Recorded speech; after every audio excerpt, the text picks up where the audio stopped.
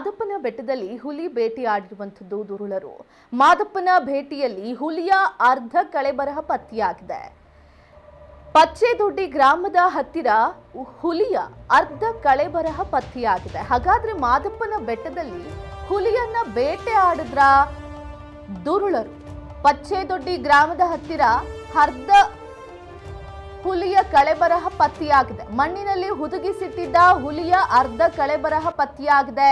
ಹುಲಿಯ ತಲೆ, ಭುಜ, ಮುಂಗಾಲುಗಳು ಪತ್ತೆಯಾಗಿವೆ. ಉಳಿದ ಭಾಗಗಳು ನಾಪತ್ತೆಯಾಗಿದೆ. ಅಧಿಕಾರಿಗಳು ಶೋಧ ಕಾರ್ಯ ನಡೆಸ್ತಾ ಇದ್ದಾರೆ. ದುರುಳರು ಭೇಟಿಯಾಡಿರುವ ಬಗ್ಗೆ ಅಧಿಕಾರಿಗಳು ಅನುಮಾನವನ್ನು ವ್ಯಕ್ತಪಡಿಸ್ತಾ ಇದ್ದಾರೆ.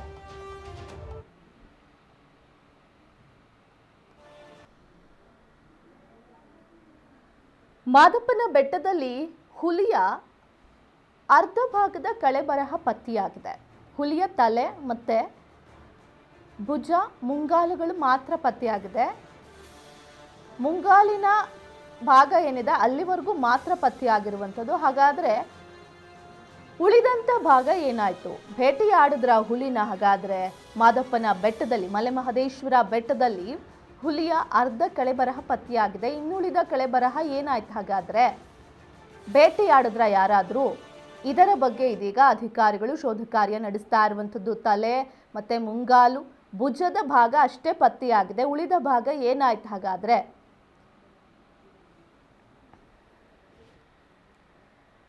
ಹುಲಿಯ ನಿಗೂಢ ಸಾವಿನ ತನಿಖೆಗೆ ಇದೀಗ ಈಶ್ವರ್ ಖಂಡ್ರೆ ಅವರು ಆದೇಶವನ್ನ ಹೊರಡಿಸಿದ್ದಾರೆ. ಪಿಸಿಸಿಎಫ್ ಸ್ಮಿತಾ ಬಿಜ್ಜೂರು ನೇತೃತ್ವದಲ್ಲಿ ತನಿಖೆಗೆ ಆದೇಶವನ್ನ ಹೊರಡಿಸಲಾಗಿದೆ. 8 ದಿನಗಳಲ್ಲಿ ವರದಿ ಸಲ್ಲಿಸಬೇಕು ಅಂತ ಈಶ್ವರ್ ಖಂಡ್ರೆ ಸೂಚನೆ ಕೊಟ್ಟಿದ್ದಾರೆ. ಪಚ್ಚೆದೊಡ್ಡಿ ಬಳಿಯ ಪತ್ತೆಯಾಗಿದ್ದಂತ ಹುಲಿಯ ಅರ್ಧ ಕಳೆಬರಹ, ಈ ಒಂದು ವಿಚಾರವಾಗಿ ಈ ಸಾವಿನ ನಿಗೂಢತೆ ಬಗ್ಗೆ ತಿಳ್ಕೊಳ್ಳೋದಕ್ಕೆ ತನಿಖೆ ಆಗಬೇಕು ಅಂತ ಈಶ್ವರ್ ಖಂಡ್ರೆ ಅವರು, ಅರಣ್ಯ ಸಚಿವರು ಹೇಳಿದ್ದಾರೆ.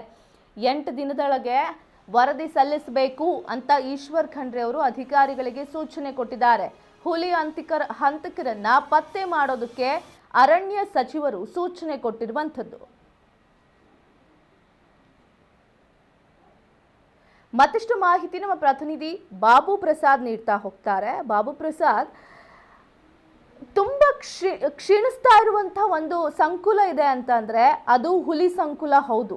ಅದರಲ್ಲಿ ಭೇಟಿಯಾಡಿ ಸಾಯಿಸುವಂಥಷ್ಟು ಭಾರತದಲ್ಲಿಲ್ಲ. ಎಷ್ಟೇ ಸಂರಕ್ಷಣೆ ಅಥವಾ ಎಷ್ಟೇ ಸುರಕ್ಷಿತವಾಗಿದ್ರೂ ಕೂಡ, ಎಷ್ಟೇ ಕಟ್ಟುನಿಟ್ಟಿನ ಕ್ರಮ ಕೈಗೊಂಡ್ರೂ ಕೂಡ ಈ ರೀತಿಯಾಗಿ ಹುಲಿಗಳ ಬೇಟೆ ಆಡ್ತಿದ್ದಾರೆ ಅನ್ನೋದೇ ಆದ್ರೆ ಅಂಥವ್ರ ವಿರುದ್ಧ ಏನ್ ಕ್ರಮ ಜರುಗಿಸುತ್ತೆ ಹಾಗಾದ್ರೆ ಅರಣ್ಯ ಇಲಾಖೆ ಅಂತ? ಖಂಡಿತ ಏನು ಈ ಒಂದು ಮಲೆಮಹದೇಶ್ವರ ಬೆಟ್ಟದ ಅರಣ್ಯದಂಚಿನಲ್ಲಿ 5 ಹುಲಿಗಳ ಸಾವು ಇನ್ನು ನಮ್ಮ ಕಣ್ಮುಂದೆ ಇರುವ ನಡುವೆ ಕೂಡ ನಿನ್ನೆ ಒಂದು ಹುಲಿ ಹತ್ಯೆ ಆಗಿರುವುದು ಕಂಡು ಬಂದಿದೆ. ಈ ಹುಲಿ ಹತ್ಯೆ ನಿರಂತರವಾಗಿ ನಡೀತಾ ಇರೋದು ಈ ಭಾಗದಲ್ಲಿ ಈ ಮೇಲ್ನೋಟಕ್ಕೆ ಕಂಡು ಬಂದಿದ್ದು, ಏನು ಪಚ್ಚೆದೊಡ್ಡಿ ಈ ಗ್ರಾಮದ ಅರಣ್ಯದ ಆಸುಪಾಸಿನಲ್ಲೇ ಈ ಒಂದು ಹುಲಿಗಳ ಹತ್ಯೆ ಕಂಟಿನ್ಯೂಸ್ ನಡೀತಾ ಇರೋದು ಕೂಡ ಈಗ ಅನುಮಾನಕ್ಕೆ ಎಡೆ ಮಾಡಿಕೊಟ್ಟಿದೆ. ಚಾಮರಾಜನಗರ ಜಿಲ್ಲೆಯಲ್ಲಿ ಹುಲಿಗಳ ಸಂತತಿ ಹೆಚ್ಚಾಗಿದೆ ಅಂತ ಕಂಡು ಬಂದಿದ್ದು, ಈಗಾಗಲೇ ಬಂಡೀಪುರ ಮತ್ತೆ MMLs ಮತ್ತು BRT ವನ್ಯಧಾಮಗಳಲ್ಲಿ ಹುಲಿಗಳ ಸಂಖ್ಯೆ ಹೆಚ್ಚಾಗಿದೆ. ಜೊತೆಯಲ್ಲಿ ಇದು 2-3 ರಾಜ್ಯಗಳ ನಡುವೆ ಕಾಡುಗಳು ಹಂಚಿ ಹೋಗಿರೋದ್ರಿಂದ ಹುಲಿಗಳ ಸಂಖ್ಯೆನೂ ಕೂಡ ಹೆಚ್ಚಾಗಿದೆ ಅಂತ ಕಂಡು ಬಂದಿದೆ. ಉದಾಹರಣೆಗೆ ಬಂಡೀಪುರ ಕಾಡು ತಮಿಳುನಾಡು, ಕರ್ನಾಟಕ ಮತ್ತು ಕೇರಳ ಭಾಗಕ್ಕೆ ಹಂಚಿ ಹೋಗಿದ್ರೆ, ಮಲೆಮಹದೇಶ್ವರ ಬೆಟ್ಟದ ಕಾಡು ಕೂಡ ಏನು ಒಂದು ಕರ್ನಾಟಕ ಮತ್ತು ತಮಿಳುನಾಡು ಭಾಗದಲ್ಲಿ ಹಂಚಿ ಹೋಗಿದೆ. ಈ ಹಿಂದೆ ವೀರಪ್ಪನ ಒಂದು ಆವಾಸ ಸ್ಥಾನ ಆಗಿದ್ದಂತಹ ಆ ಭಾಗದಲ್ಲಿ ಈಗ ಹುಲಿಗಳ ಹತ್ಯೆ ಆಗ್ತಾ ಇರೋದು ಕೂಡ ಈ ಒಂದು ಆತಂಕಕ್ಕೆ ಎಡೆ ಮಾಡಿಕೊಟ್ಟಿದೆ. ಏನು ನಿನ್ನೆ ಒಂದು ಹುಲಿ ಹತ್ಯೆ ಆಗಿದೆ, ಇದನ್ನ ಸಮಗ್ರ ತನಿಖೆ ಮಾಡಬೇಕು ಅಂತ ಈಗೇನು ಅರಣ್ಯ ಸಚಿವರಾದ ಖಂಡ್ರೆ ಅವರು PCCF ನೇತೃತ್ವದಲ್ಲಿ ಒಂದು ತಂಡವನ್ನು ರಚಿಸಿ ಆದೇಶವನ್ನು ಹೊರಡಿಸಿದ್ದಾರೆ.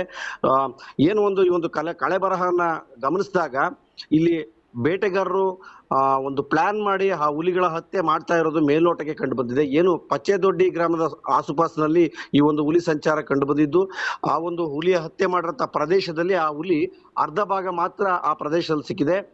ಯಾವ ರೀತಿ ಸಿಕ್ಕಿದೆ ಅಂತಂದ್ರೆ, ಆ ಹುಲಿ ಮಣ್ಣಿನ ಒಳಭಾಗದಲ್ಲಿ ಆ ಮೃತದೇಹ ಸಿಕ್ಕಿರೋದು ಇವರು ಬೇಟೆಗಾರರು ಒಂದು ಸಂಚನ ರೂಪಿಸಿ ಇಲ್ಲಿ ಹುಲಿ ಹತ್ಯೆನ ಮಾಡಲೇಬೇಕು ಅಂತ ಒಂದು ಹತ್ಯೆ ಮಾಡಿರೋದು ಮೇಲ್ನೋಟಕ್ಕೆ ಕಂಡು ಬಂದಿದೆ. ಜೊತೆಯಲ್ಲಿ ಇದು ಸರಣಿಯಾಗಿ ನಡೀತಾ ಇದ್ದು ನಿನ್ನೆ ಗಸ್ತಿನಲ್ಲಿರೋರಿಗೆ ಸಿಕ್ಕಿರೋದ್ರಿಂದ ಮಾತ್ರ ಇದು ಹೊರಬಂದಿದೆ. ಗಸ್ತಿನಲ್ಲಿ ಇಲ್ಲ ಅಂದಿದ್ರೆ ಇದು ಬೇರೆ ರೂಪ ಪಡ್ಕೋತಾ ಇತ್ತು ಅಥವಾ ಬೇಟೆಗಾರರ ಸಂಚಿಗೆ ಯಶಸ್ವಿ ಆಗ್ತಾ ಇತ್ತು ಅಂತ ಕಂಡುಬಂದಿದೆ ವಿಂಧ್ಯ.